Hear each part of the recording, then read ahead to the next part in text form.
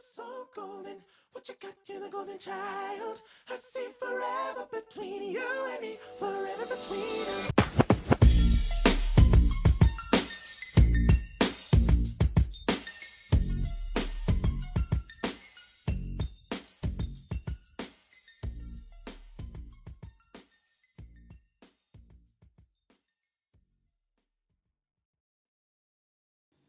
Welcome back to the Black in Real Life podcast. It's your girl, Anuli, here with a new episode. Thank you to everyone who supported Black in Real Life's Curating Your Career event at the Atlanta Contemporary in collaboration with Black Girls in Art Spaces and Season 3, Episode 3 guest Sierra King. I am still buzzing from the experience of hosting a public event for the first time, and I wouldn't mind doing it again. But all things in due time. Funnily enough, Atlanta Contemporary actually connects us to my next guest, and I'll share how at the top of our conversation. This episode's featured guest is Jasmine Best. Jasmine Best describes herself as a true Southern artist who gathers narratives from her Carolinian family and childhood. The Georgia-based mixed media artist uses her personal memories and manipulations of her memories to create dialogues about the Black female identity in the South and in predominantly white spaces. In this episode of Black in Real Life, Jasmine and I talk about what it means to be a true Southern artist, her creative process, taking agency as a Black femme, and something called folk punk. Jasmine is full of surprises, so you won't want to miss this conversation. As always, at the end of each interview, I will come back to share a few key takeaways that stood out to me from the conversation.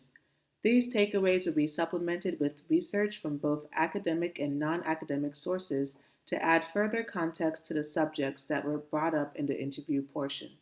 For every episode, I will include citations to the reference materials I mentioned, as well as some additional background reading for you on the Black in Real Life website. Visit www.blkirl.com to nerd out.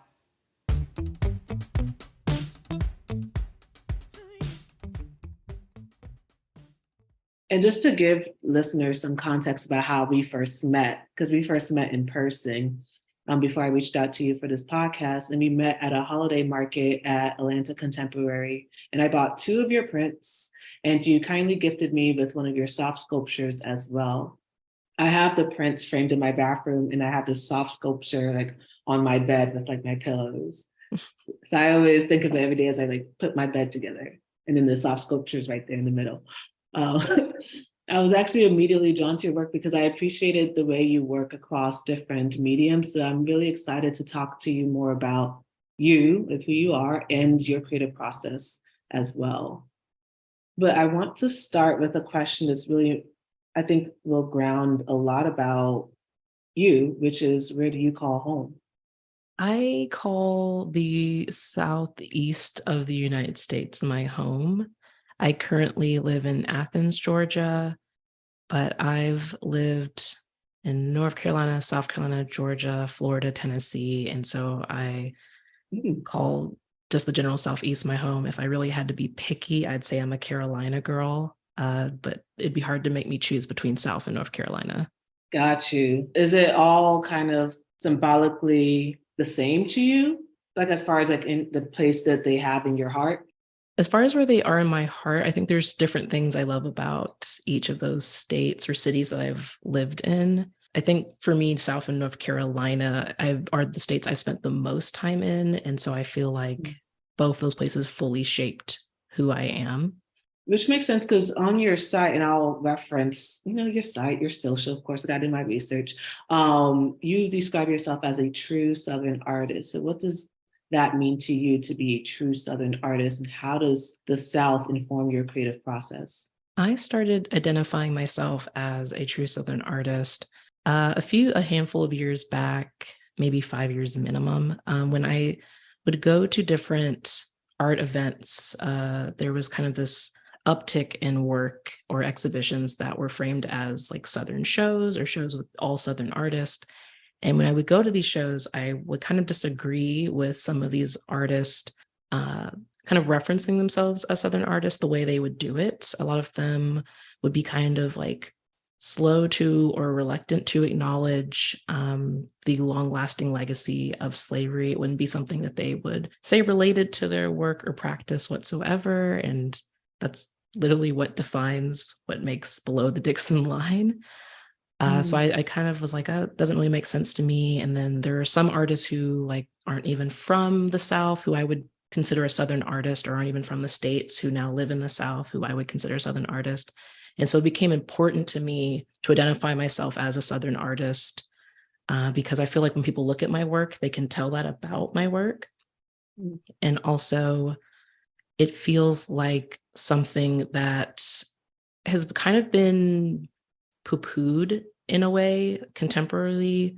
There's a lot of people where they're quick to be like, oh, you know, I went to school in New York, so I'm like not a Southerner. They won't identify where they came from. And I take a lot of pride in being someone who is descendant of those who chose to stay in the South versus may have migrated.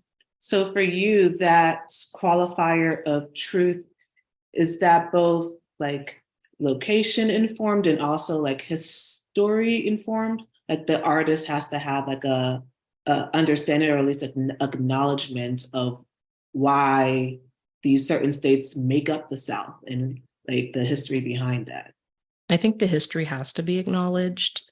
Everything else in the South is shaped by that history, whether it be the names of streets or the way a city is arranged, or the infrastructure of like the public school system. It'd be hard to say that like, oh, I live in the Southern town, but I'm not being affected or shaped by the history that has shaped that town at all. It'd be really difficult to do that. I also think that the South is something more than, you know, it's more than just like cornbread and like front porches. I think there's a lot of people who truly want to identify as a Southern artist, but are struggling to put words to what it is beyond like those kind of well-known shapes. And I'm really interested in that sort of questioning.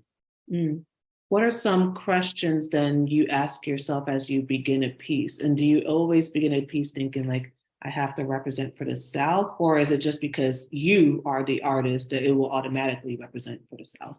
It's me as the artist. I believe that me as an artist, as a Black woman, as a Southern artist, as a Black feminist, that when I create something, that identity is present.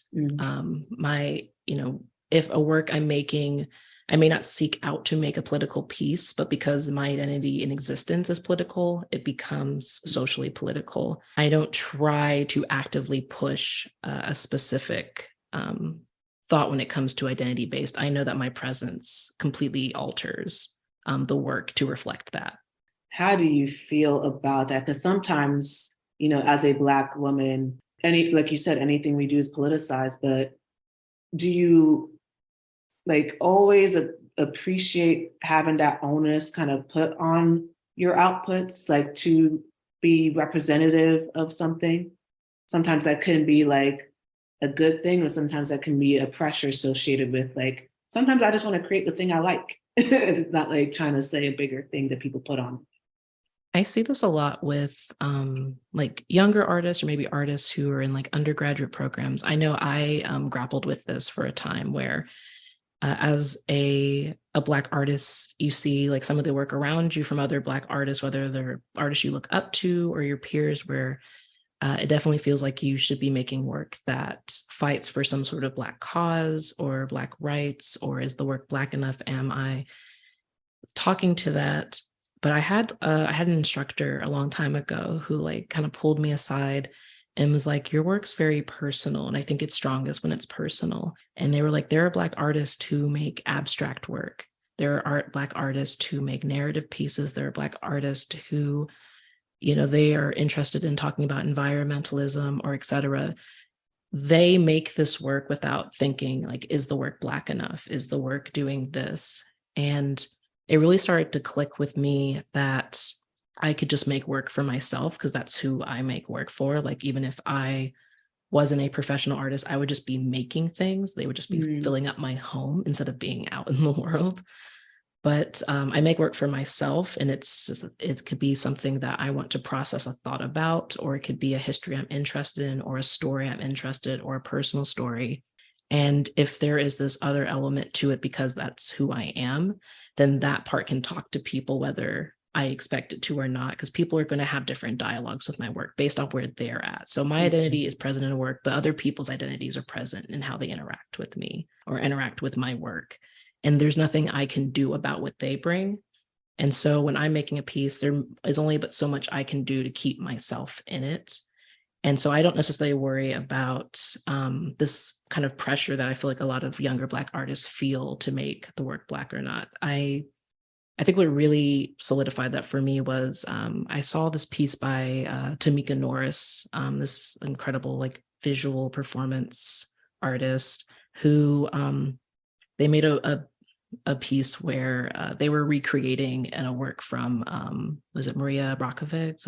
I always pronounce that name Oh, wrong. I know who you're talking about. Yes. Yeah, she was recreating a piece artist that she had done where she combs her hair and repeats like art is beautiful, the artist is beautiful, or something like that. And Tamika recreates the work, but because she's a Black woman, it completely changes the piece. You can audibly hear her hair. She's not combing from top to bottom, she's combing the ends up.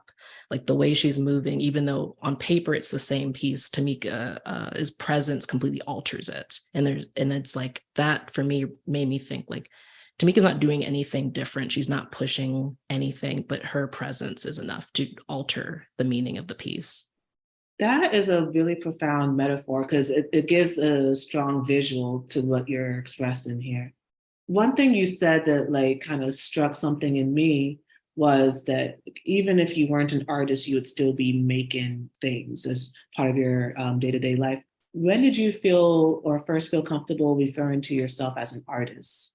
The winding road to this is a little interesting. I think you asked me before this recording if I sang, and I immediately just said no. But as a young child, up into my teen years, I was like classically trained in opera. Oh, girl, you lied to me. So like that was originally the goal, was that. But I got sick a lot. And so any kind of illness, like I took a hit to the throat, like my voice would just take hits where I would not be able to sing for long periods of time. And I got sick of that. And so from there, I did the opposite thing I could think of, which was engineering. I went into engineering. I spent like all throughout high school training to be an engineer. I spent like 2 years in engineering school.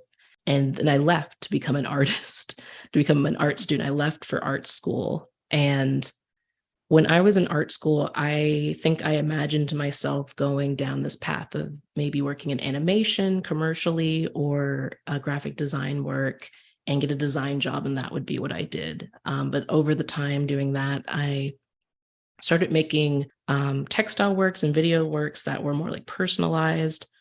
And I think from there, I started to think of myself less of a designer or animator and more of a artist or a mixed media artist.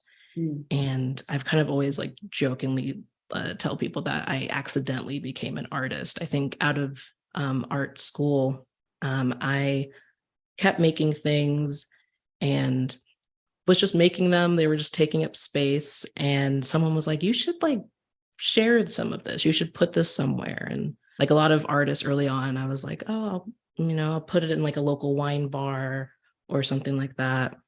And from there, it kind of started to snowball. Like people were interested. People wanted to talk to me about the art. People wanted the art to go in the gallery or in a museum space. And then I had to start kind of catching up with this dialogue people wanted to have with me. And so then I was like, okay, I will make the work and I will share it. I will have dialogue with people. And that's kind of what led me to being an artist. Do you know the engineer facts? Like, at first I was like, oh, that's interesting, that's different. But considering your work and the different methods you operate in, the different mediums, the engineering part doesn't actually surprise me, right? Because engineering can be artistic and like creative. Like these are both types of like making, and you do like a lot of like physical things. I'm sure you're using hammers, you're using all sorts of tools depending on what the piece the piece is. So I'm curious, what mediums, when you decided to make that pivot from engineering to like pursuing art, what mediums did you start working in as an artist? For the initial change, it was digital art. I was teaching myself how to digitally draw, digitally paint with like a drawing tablet. I my official undergraduate degree is in new media and design. So that's a lot of digital painting, graphic design, video work, large scale installation, stuff like that. And I started to bring in more personal elements. And sometimes that was stories, but other times it was mediums I had in the past. So growing up, because I was constantly getting sick as a child, I was always like the child that was like up under my grandmothers and my great grandmothers. So I was the child being taught to crochet. I was the child who was like learning to sew when I was like 6. I was spending car rides with the family doing like beaded embroidery. And so I started to combine these things that had always been a part of my life into what I was learning in my formal education. And so I started to bring in what I learned in like compositionally and kind of graphically and applying it to textiles. And sometimes doing work where I would create costumes for video work or do videos that were projected onto fabric. And that kind of switched into making like soft sculptures and larger fabric installations. Currently, I've been working more with wood. I took a woodworking course last year, and since then I've been working wood more into my practice, and I've recently got into paper making. I've been working a lot with abaca, which is a material that you can stretch over forms. Like you could make a wireframe and stretch this paper while it's still forming, and then when it dries, it shrinks and it feels almost like a drum tautness, like an animal hide. I've been playing around with mold making with paper. I will make plaster molds and then cast paper in that. When it dries, it's in the shape of the mold. And I've been playing with stitching that into work. I've been making like paper beads. So it's been a lot of exploration recently of new mediums. When I think of your work, just like from like a visual perspective, and I'm not sure exactly like how you personally would define your work, but I would I want to offer that like when I think of your work, I kind of put it in like folk art, just because it's folk art is one of my favorite genres of art because I think it represents resourcefulness, like using different materials, and at least a lot of people like using what they have to like create something anew. Like, how do you feel about that label of folk art? Is it something that resonates with you in any way, or is it how you would describe some of your work? I'm really interested in folk in general. I've really been asking questions of what is Southern art? And for every other Southern media, whether it be food or music or literature, folk stories have been the source for that.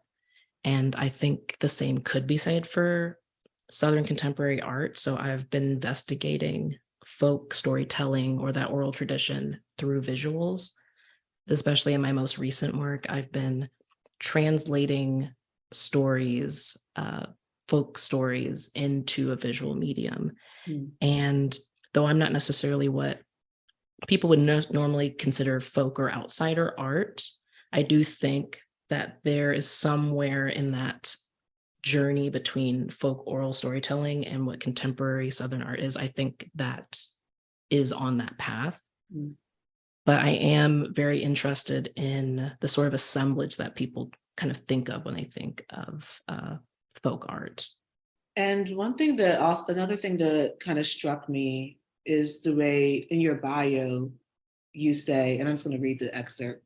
The North Carolina-based artist uses her personal memories and manipulations of her memories to create dialogues about Black female identity in the South and in predominantly white spaces. And the part that I'm kind of like latching on to is this idea of manipulating memories. What does it mean to you to manipulate memories? I consider myself a storyteller. I think that's probably one of the most Southern aspects that can be approached in both me and my work. Memories I treat as another medium that you can manipulate, like you would with paint or fabric or charcoal. memory itself is sort of like permissible, it is flexible, Mm. and you can do with that as you want. Sometimes you can change, I mean, people inherently change memories, like unsubconsciously, subconsciously, you can change it. But from a storytelling perspective, sometimes you need to kind of twist the memory to make it more powerful or more interesting, or to line up with what you need it to line up with. So I kind of treat it like clay in a way. Oh, wow. I want to, with that like storytelling aspect, I want to dissect one of your pieces, if that's cool with you, It's cool with me. or have a conversation with the piece. Duality cabinet, because the subject of duality is just something that's personally of interest to me. My whole dissertation research project, for instance, the whole thing is about duality in different forms. Duality of Black people, work, life, labor, leisure, online, offline, like these kind of like seemingly like dichotomous parents that are actually more blurred than ever. So the subject of duality kind of is something that I think a lot about. And when I found your piece, Duality Cabinet, I was really drawn by the background story of it. And just for the listeners' reference, I do want to read an excerpt from your website about it, and then we can talk more about it. And the excerpt starts, there is this expectation and reality for Black femmes of existing as hypervisual while both shrinking themselves. But during 2020, I felt the strain of this at an extreme due to the commodifying of this practice, as well as the commodification of the self-care of the symptoms of this phenomenon. Duality Cabinet also depicts a reference to the Carolina sisters, enslaved and kidnapped conjoined twins whose identities were exploited for entertainment, but were able to establish independence after freedom by capitalizing on it themselves. So I want to ask you about that time in 2020 that you're referencing. Could you talk more about that strain? Yes, I think in 2020, I made quite a lot of work that was like my therapy of dealing with lockdown, but also what I was seeing a lot of lockdown. There was like so much of entities, whether it be corporations or some forms of institutions, like scrambling for Black voices, Black bodies to capitalize. And I just found that all exhausting. And I was like stuck in my home, like unable to really do anything aside from make art. And there was so much around like the idea of self-care, though, like the need for self-care was being like perpetuated by like the same entities. And at the time I was like I was working a more corporate design job, and it became sort of exhausting to be this like Black femme body that existed in a corporate space, even if it was like working from home. It felt very much like, how much am I actually being visualized in this space? How much am I balancing between trying like not to be seen, but also being seen? There's so much duality to existing in a Black body, especially a Black femme body. The idea that for Black femmes, there's no such thing as existing as like Black first or femme first. It's a perfect mixture of like, that makes you, kind of vulnerable to misogynoir, which is so specific that that like my more like Black male peers can't identify with, or like my white femmes can identify with. And then mixing that in with this sort of hyper visualization that specifically, it happens in general, but specifically happens in a lot of like work labor type places. And I was thinking a lot back to the Carolina twins, of how were literally being kind of thrown between, their identity was tied specifically to this form of entertainment-based labor, and the language around them changed depending on who was speaking about them. At one point, they had been kidnapped from their mother and taken away from the plantation that they were born on, but because they were enslaved, sometimes the language isn't kidnapped, sometimes it's like stolen. Or the fact that they were two people with two different names, but they often would just combine the names together as if they were one person, and they got used to talking of themselves as if they were one person, because that was often how they were packaged, as like one unit with two heads that would, like, so I think they sometimes were called like songbirds, like a two-headed songbird, because they would sing. And I thought about how like frustrating it must be to exist as both one thing and two things, as like on a personal level, while also existing as this being who is enslaved by not only the institution, but also by the exploitation around their physical disability. And how, once they were free, they kind of turned it on its head a bit. They still kind of lived by this constraint because it could be utilized to, they eventually ended up buying the plantation that they were born on, for their family. But I just started to really relate to that story. How did you first come across their story? Because I didn't know of it until I saw it on your website, and then I looked it up and I'm like, wow, I need to like dig into this. I honestly am not sure where I first found their story. I think I may have been looking into, I think like conjoined twins, like kind of traveling shows. Like there's a lot of like information about, I think around the time like there had been legislation passed that was like the official end date for freak shows. And so there had been like some discussion of like the circuses that like Barnum and Bailey sort of like ending these kind of shows.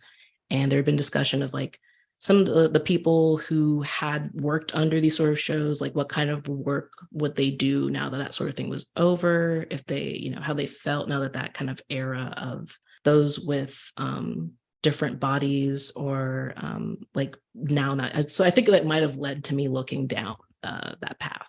I love how like I get into this all the time, like, but how like rabbit holes lead into like a gem of a finding. And I wonder how often when you find something like this, how often do you then think to yourself, there's a piece around, like I'm curious about like how we go from learning about the Carolina Twins as an artist, and then I want to create something around it. And then you have to choose the medium. So what is that process like? For me, it may not be immediate. There's definitely times where I may be like reading a book and I might jot down a quote that resonated with me, or I might be thinking of something from like my childhood that I'm like, now as an adult, I could answer the questions I had around it as a child. Or it might be I'm digging through some archives and I find something and I'm like, okay, there's something here that like really draws me, but I may not address it immediately. It may just be a note that sits in a notebook or in a post-it note or in like a phone note for, it could be a few years. A lot of times as the idea starts to build up, I may have a working title, and I will often, at the front of like my sketchbooks, I'll have a list of possible idea working titles. And then when I get to the next sketchbook, I'll copy that list down. And if there was something that I actually did use at that time, I'll get rid of it. Or maybe the ideas might have combined, like maybe 3 ideas became one project and I'll get rid of it. But I try to revisit my thoughts and occasionally go through old notes and think, oh, I didn't have the language for this idea at that time, but now I do. Or, this experience actually lines up with this other thing I read that might be something. And at that point, it'll sort of start into the initial sketches. I am a very like iteration-based artist. I will draw something over and over again like with an different engineer versions. Yes, yeah, I'm very process driven. I know not every artist works this way. I have a friend who works very like loosely and very like kind of like thought process, like motion. That's not me. I am very much like, okay, this sketch, this isn't working. Next sketch, this doesn't speak to this. Next sketch. And I will draw something like, maybe 8 times before I get to maybe a medium scale mock-up. And when I'm drawing these sketches, I'm thinking, maybe this is a drawing. Is this a sculpture? Is this time-based? Maybe it needs time. Maybe it needs to be a video. Maybe this is a mixture. Maybe this is an installation. And that changes as I'm drawing. But when I draw, I'm communicating to myself possible mediums, possible formats, possible sizes. And then when I get to the point where maybe it's a mid-size mock-up, it's starting to solidify into the medium until maybe I do a larger mock-up. And then the actual thing itself will get made. Now, there is a lot more kind of free form, off the cuff decisions being made when I'm actually making the more final form. There's definitely decisions that change once you're actually handling the material versus a sketch. And there's definitely been times where I think someone was like, oh, your sketch had this thing. Why is that not here? And I was like, oh, once I started working on it, I realized that doesn't work. Because it's one thing to draw a textile collage, and it's another thing to actually put two fabrics next to each other and be like, that doesn't read that clearly. On the sketch, it might have been blue, red with flowers, but next to it, it's like, that doesn't really read as clear from a distance as it did drawn. So I'm going to change it.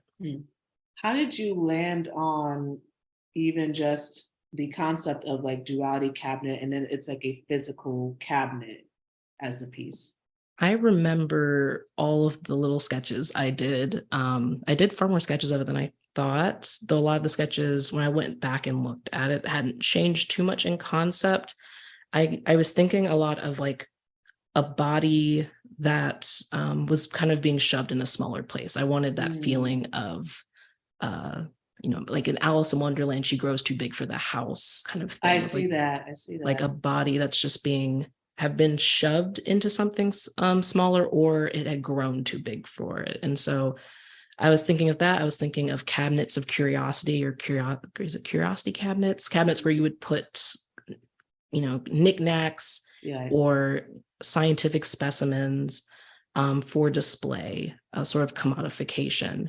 And I wanted the body to be soft. So I wanted it to feel soft and comfortable. The benefit to working with textiles in some ways is that people want to approach textiles. People want to reach out and touch textiles. And so you can kind of easily invite people into a tougher discussion because they're invited by the softness and the familiarity. And then they get there and it's like, boom, there's something heavier here. So I started to form that. I knew that me making the actual cabinet wasn't as important. So I think I had a found cabinet. I think I'd bought that cabinet maybe a year before I'd made that work. I saw the cabinet and I thought, okay, something's going to happen with this. I wasn't sure what. And then once I kind of figured out the concept, I was like, oh, this cabinet's perfect for that. Sometimes you just pick things up. I like to use a lot of found objects. Sometimes I just buy doll houses that just don't get used, but I have it just in case. And I started to kind of think of like, okay, how is the body in the cabinet? Is it sitting? Is it straining? I wanted there to be an element of dolls. I often use dolls with floral print. I do floral and black print to represent Black femininity. I use dolls as these sort of protectant objects. I had, I think both my great grandmothers on my mom's side would have these fabric dolls they would make, and they'd be around the house. And I often viewed them as these sort of protectant figures. They'd often be in like corner chairs or near doorways. And so I often use dolls in my work. That's kind of how that piece came together. That's fascinating with the fabric dolls, because now I think about it, because I can visualize the type of dolls you're talking about. They're not really dolls that I see people play with. No. They're more decorative. Yes, I like to, when I can. I have multiple reasons for working with fabric. One, the specificity of the material, but two, I like to have reference to the women in my family and the femmes who came before me, who would create with what they had, create with yarn, create with fabric to curate their own homes, because that was the space they had to curate in.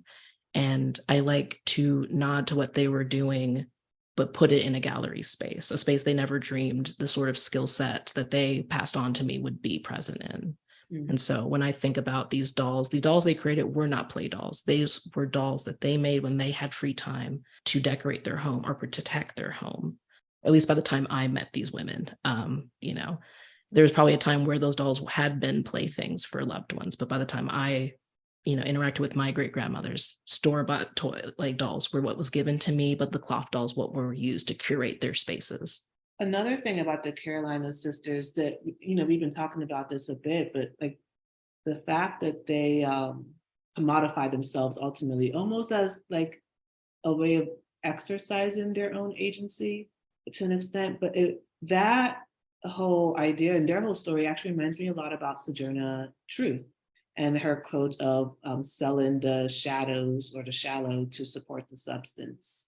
As an artist, do you ever feel like you kind of have to kind of balance those things? Like there's art that you do because you need to eat and make money, right? And then there's art that you do because that's like your heart and that's like the thing you want to get out. Like how do you like kind of balance like I need to eat and I need to do certain things to make money, but I still want to maintain creative integrity. I make work for me first. Mm. That's what I focus on.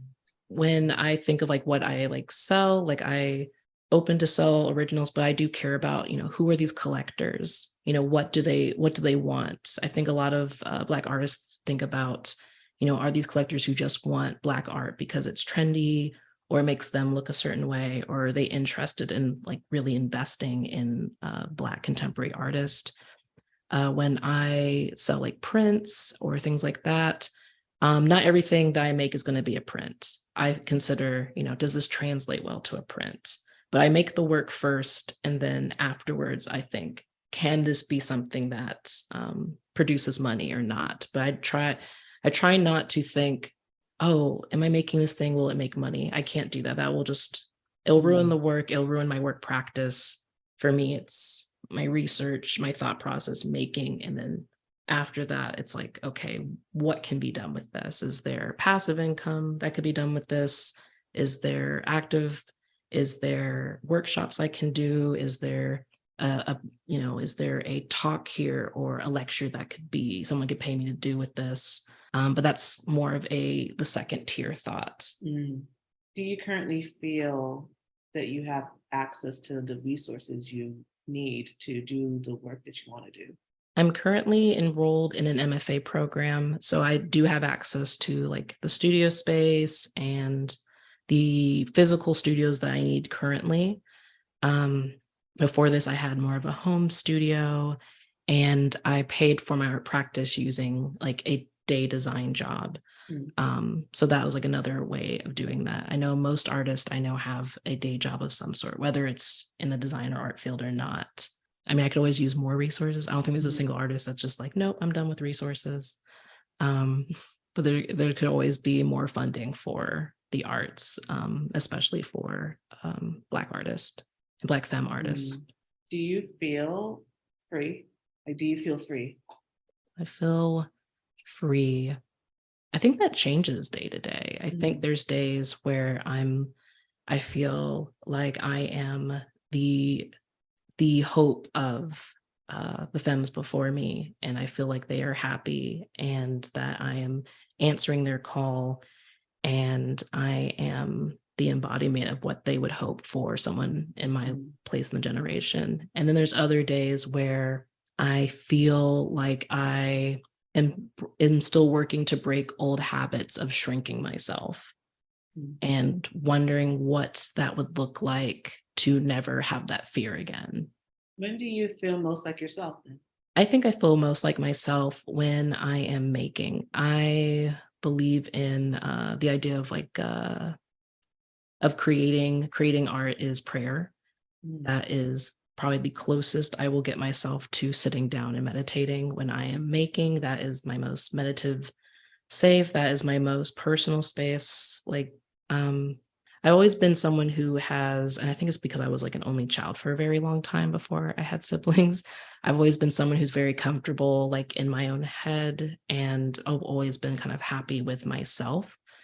So when I'm in a space where I'm like by myself creating, that's like where I'm checking in with myself the most. Can you set the tone? I'm curious about this space. Like, what are the sounds of this space that you're talking about? Like, do you work with anything on? Like, what's the vibe? I love listening to audiobooks while I'm working. Anything that like Bonnie Turpin is the narrator for is a good time. Okay. It's at the point now where I know like all of the like the key voice people for a lot of African American, African and like UK African like authors. Like I know who those like voices are, and I find them like pretty comforting. Sometimes music can be a bit distracting to listen to in the studio, but for some reason I find audiobooks less distracting, even though like I will pause to take notes. But that would be like kind of the only sound.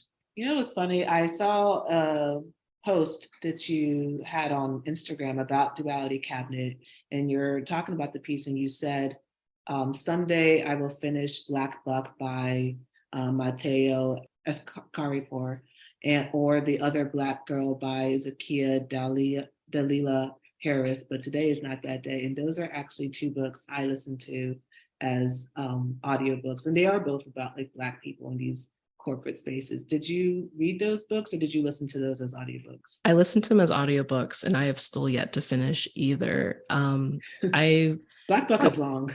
I would love to get to the point where I could finish both those books. I can listen to a book that deals with traumatic slavery events. I could listen to a highly violent fantasy book or something with very serious trauma, but like anything to do with the Black people in a predominantly white corporate space, I struggle. I struggle with it. Is it too close to home? I think so. And I don't know if it's something I hadn't realized till like pandemic started, or if I just hadn't been reading books like that often before that point. But there was just something about it that just feels too real and too unchangeable. Like if I read a very traumatic story dealing with slavery, I know that slavery is over, and that like even if these characters are based in a reality of like a real person or a fictionalized person, because I know that there's an end point. But when it comes to like corporate microaggressions or corporate trauma for Black people, I don't know when that end point is. So that changes for me. No, that makes a lot of sense. And those books, like that kind of genre of like corporate Black people books, I feel like I felt more came out around the same time. Like Black Buck and The Other Black Girl, I think they came out like they came out kind of. I think Black Buck was a little bit older, but I know, yeah, but somewhat like maybe 2015 to now-ish is like the maybe 2016 to now-ish. I don't know exactly, but yeah. I listened to them over the past few years, and like a book like Black Buck, I can see that as a TV series. Like I've been casting that in my head because it's just so raw and visceral, and maybe it was easier for me to finish them through because I used to work in corporate America. But when I was listening to these books, it was 2020, and I was staying with my family's house in Maryland, and I was no longer in corporate America. I'm doing like the PhD thing. So I'm like listening to these books, going on walks outside. So I feel free, even though I'm hearing these things, especially like The Other Black Girl, because I felt like I know that story. I lived that story too. But all this to say, I can totally understand your hesitation to like finish it because it does feel so now present and real in a lot more tangible way than slavery. And I don't want anyone to like misquote either of us. It's just that one is the present that we currently live, and one is like a past history. The remnants we still feel, but it's not the same exact experience that we're living in today. Before anyone starts to misquote that. Okay. Slavery is still part of everyday life in its own way. It's very insidious. I wanted to ask you also, do you think, considering they were talking about the remnants of slavery and corporate America and all these things, is it possible to be truly healthy and whole under the conditions of the world that we live in? I would love to say yes. Because I think there's a way to do that in any point in history or time, or like you can try. I think that's really all I can ask of anyone is to try. I'm sure there's someone who feels that they are, but like maybe looking into it from another perspective, they're like, no, you're not. So I think everyone has their own idea of what that piece feels like. And now I'm going to ask you a series of rapid fire questions. I'm just going to be shooting them out. So you probably won't hear as much from me unless something stands out, but we'll see. It's going to be all you. Okay. What is your astrological big three, sun, moon, and rising? I am a double Cancer, sun, and moon, and my rising is Virgo.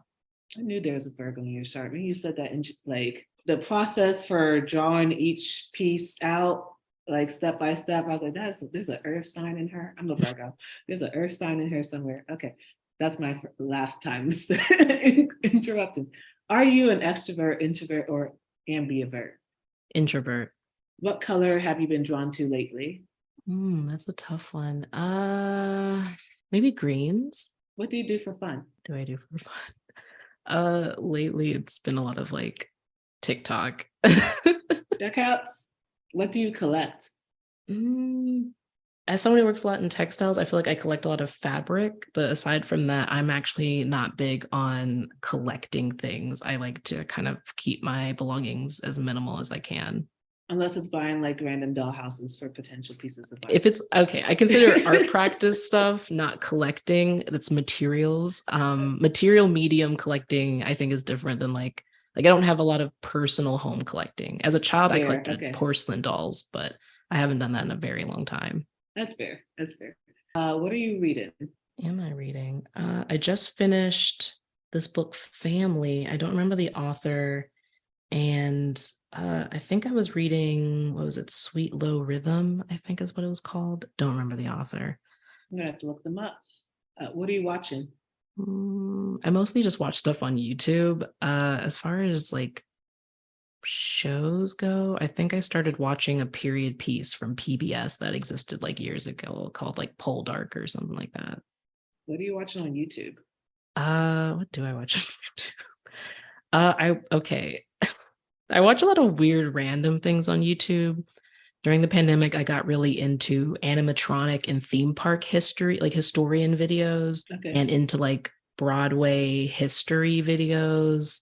I also watch a lot of like video game Let's Plays because I don't have time to play a lot of video games. What are you listening to? Okay, so I listen to a lot of really, really, really niche like music genres. I listen to a lot of like folk punk and like murder folk and like what are you saying right now? What is folk punk? Folk punk is like it's like punk, but if people only played like guitar, like acoustic guitar and banjo poorly, it's very it's okay. So it's very like Midwestern white boy whose family was like working class and the mine shut down and everyone's houses has become like foreclosed and everyone's like dealing with the opioid epidemic. But it's like that is like if you condensed that down.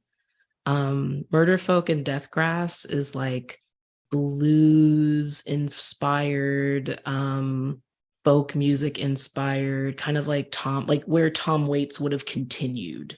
So very kind of like dark and gothy, very influenced by like old school gospel, very like Brimstone kind of vibes.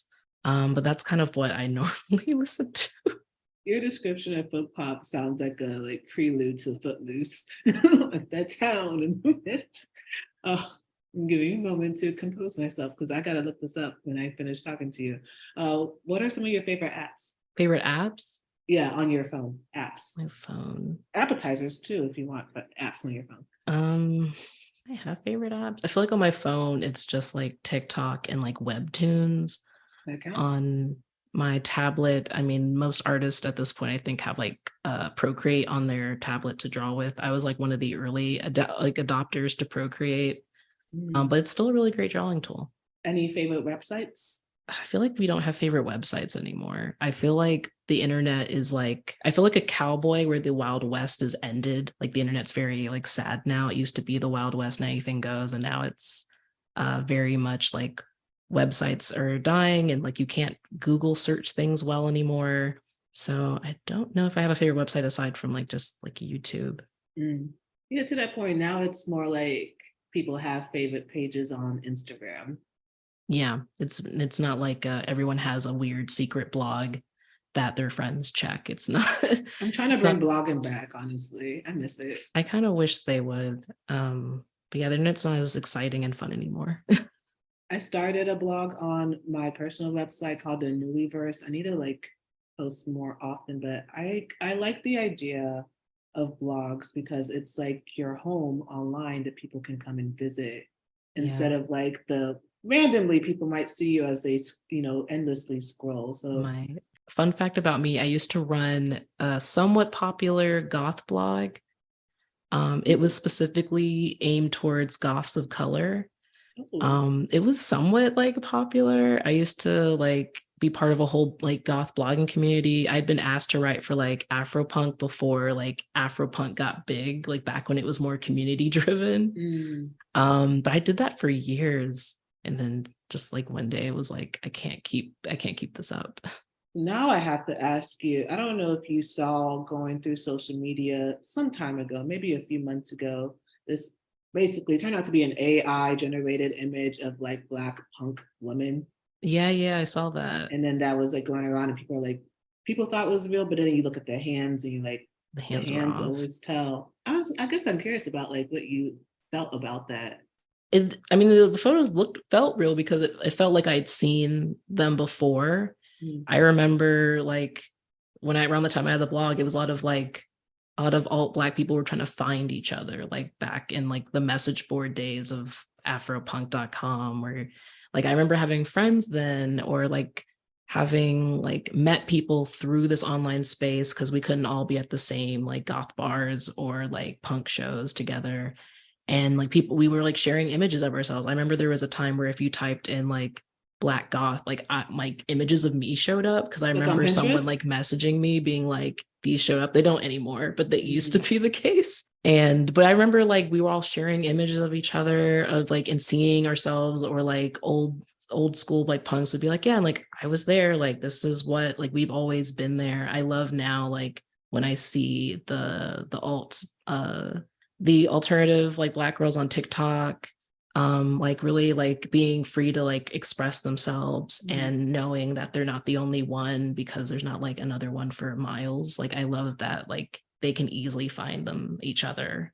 Is that what drew you to kind of like the goth, like the art alts like community?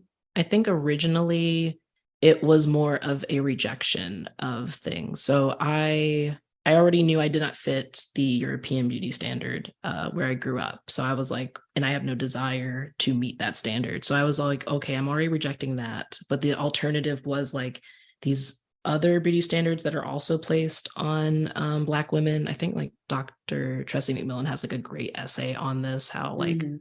Black beauty isn't necessarily, or Black beauty standards are some in some ways a flip side to white beauty standards. So it's like you're just trapped interacting with two beauty standards when you're a Black woman. And so I think me choosing to identify with goth culture was a way for me to reject both. And I could kind of pick and choose who I want to interact with goth beauty standards, because at the time there was a lot of belief that like Black couldn't be goth. So I was already kind of like rejecting stuff within that. It gave me kind of flexibility to choose to reject a lot of beauty standards I didn't want to interact with. It's like another form of taking on agency, which then connects back to even the Carolina sisters, Sojourner Truth, just different ways of like Black femme, Black people taking agency over like the ways that their lives are restricted by others. Yes. I mean, at the time, I don't think I had the language for it, but in hindsight, I Yeah. definitely am aware that's what I was doing.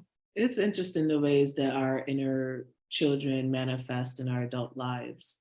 Like the things that we did when we were younger. As we get older, we now have more articulate language to like explain what we were doing. Like I guess as I'm learning about you, it seems like there's like this theme and throughout your life of seeing the ways that like one could be, understanding like the nuance that comes with like duality, and as a Black person having to like play multiple things. Either you're super visible or you're invisible, either you're this or you're that, and you finding ways to say, no, I'm all of these things, I'm so many more of these things, or I'm none of these things. Like even your approach to art, like I said at the top of our conversation, like I admire the way how interdisciplinary you are, right? You don't just focus on one medium, you kind of allow yourself to expand to the medium that fits the concept the best, or however you want to express yourself. I think it's harder now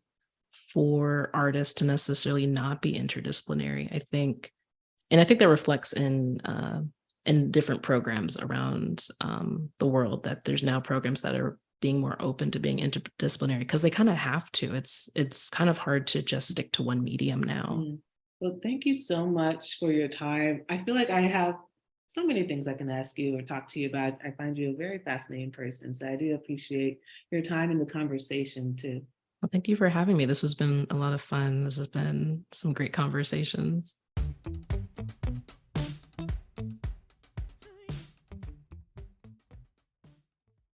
I hope you enjoyed my conversation with mixed media artist Jasmine Best. I now want to touch on two topics from our conversation. The first is Jasmine's reference to herself as a true Southern artist. I appreciated learning about how Jasmine came to refer to herself as a true Southern artist, and I wanted to highlight what she shared about an acknowledgement of the long lasting legacy of slavery as integral to an understanding of the American South today by referencing the work of scholar Christina Sharp. Dr. Christina Sharp is a writer, author, and professor who currently holds the role of research chair in Black Studies in the Humanities at York University in Toronto. I want to pull from her most known work, a nonfiction book called In the Wake on Blackness and Being. In the book, Sharp draws attention to the individual and institutional ways that the lives of Black people are limited by the engine of racism. Dr. Sharp explains that the engine of racism is mechanized by anti-Blackness, which not only informs Black life and Black death, but also assumptions of both by non-Black individuals and institutions. Anti-Blackness is not an abstract concept rooted in merely a fear of a known, she explains. It is rather a very concrete system rooted in a history of white capitalist violence. I consider Dr. Sharp's metaphor of the wake as a way of wrestling with the subject of duality that has inspired many Black scholars, thinkers, and artists over time, myself included. Sharp's evocation of what she calls wake work applies the idiom of in the wake to serve as a metaphor for the duality of Black life, which depicts times of mourning and grief, and also times of celebration and joy. As New York Times feature writer Jenna Wortham offers in a recent feature on Sharp to promote Sharp's latest project, Ordinary Notes, the word wake invokes the funeral, yet Sharp also summons the celebratory nature of a wake, the ways Black people find, quote, an insistence on existence through family, music, dance, community, and art. Overall, Sharp's employment of multiple meanings of the word wake is used to point out the fact that we exist in the long afterlife of transatlantic slavery. Our lives today and the structures that contain and constrain us are very much repercussions of chattel slavery and anti-Blackness. This is the acknowledgement of truth and history that Jasmine Best also wishes to draw our attention to in her application of the label of true Southern artists. She reminds us, like Dr. Sharp, that there are certain truths about our shared history that we have to hold as evident today. They remind us that history does not only exist in the past. The second topic that I want to highlight is the true story of the Carolina twins, which Jasmine references in her piece Duality Cabinet that we talked about in our conversation. Given again my own scholarly interest in how Black artists, scholars, and thinkers play with the concept of duality, I was immediately interested in learning more about the backstory of this piece. I, for one, had never heard of the Carolina twins before seeing the piece, so I wanted to share a bit of their story with you all now. The Carolina twins were sisters named Millie and Christine McCoy, who were born into slavery in Columbus County, North Carolina in 1851. Because they were born as conjoined twins who were connected at the lower spine and shared one pelvis, they were sometimes called Millie-Christine McCoy, or Millie Christine McCoy. When they were 10 months old, Jabez McKay, a blacksmith who owned the sisters as well as their parents, Jacob and Monimia, sold the twins for $1,000 to a showman who was interested in exhibiting honestly exploiting their unusual anatomy. They eventually ended up in the possession of Joseph Pearson Smith, who hired them out to various shows. By the time the twins were 3 years old, they were already appearing in P.T. Barnum's famed American Museum in New York City. Historians typically mark the year 1849 as the beginning of the quote-unquote freak show era because that was the year that P.T. Barnum began the American Museum, which was a New York City attraction that housed many people who were presented as quote-unquote living curiosities. After the museum burned to the ground twice, once in 1865 and again in 1868, Barnum took his show on the road, thus founding one of America's most famous traveling circuses and sideshows. Over the course of their lives, Millie and Christine McCoy appeared in exhibitions in the United States and England as either the Carolina Twins, the Two-Headed Girls, or the Two-Headed Nightingale. They performed as an act in Barnum's traveling circus during the 1880s before retiring in Columbus County at the end of the decade. In their lifetime, they learned how to read, write, sing, dance, and play piano, as well as deliver recitations in German and French from Mary A. Smith, wife of Joseph Pearson Smith, their last manager. Throughout their career and even in retirement, Millie and Christine gave financial support from their earnings to Black schools and churches.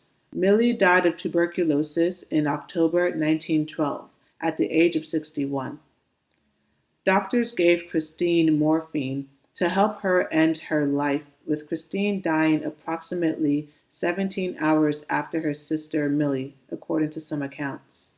One reason that I am so interested in the story of the Carolina twins is due to the diasporic connections that can be drawn from their lives as conjoined twins in the United States to the mythology of twins in traditional African societies. One striking example is the Ibeji belief system held among the Yoruba people of southwestern Nigeria. The word Ibeji in Yoruba means born 2 times. The Yoruba people have been said to have the highest rates of twin births in the world. Traditionally, twin births have been framed as both a divine blessing and a burden in Yoruba land, with twins often treated as superhuman beings. Twin infanticide was once a common practice according to historical sources. The Ibeji belief system holds that twins share the same combined soul. When a newborn twin dies, the life of the other is believed to be imperiled because the balance of their soul has become seriously disturbed. To counteract this danger, a special ritual is carried out where an artisan is commissioned to carve a small wooden figure as a symbolic substitute for the soul of the deceased twin. If both twins have died, 2 of these figures are made. You can go to many museums in the United States, like the High Museum in Atlanta, and see these sculptures in an exhibition because colonialism, but I digress. Ultimately, I am making this connection between Africa and America to point out yet another way we are, 1, connected as Black people, and 2, haunted by the wake of our separation. And this is where I will leave you today. I am Anuli Akanebu, and you have just listened to an episode of the Black in Real Life podcast. The program today was produced, edited, and hosted by Anuli Akanebu, with additional support from Anuli Akanebu. Many thanks to Garth, whose song Wild serves as the official theme song of the Black in Real Life podcast. Season 3 mashes up Wild with the song If I Ruled the World, Imagine That by Nas featuring Miss Lauryn Hill. For all things Black in Real Life, visit www.blkirl.com. And remember, as always, the people you follow online are also Black in real life.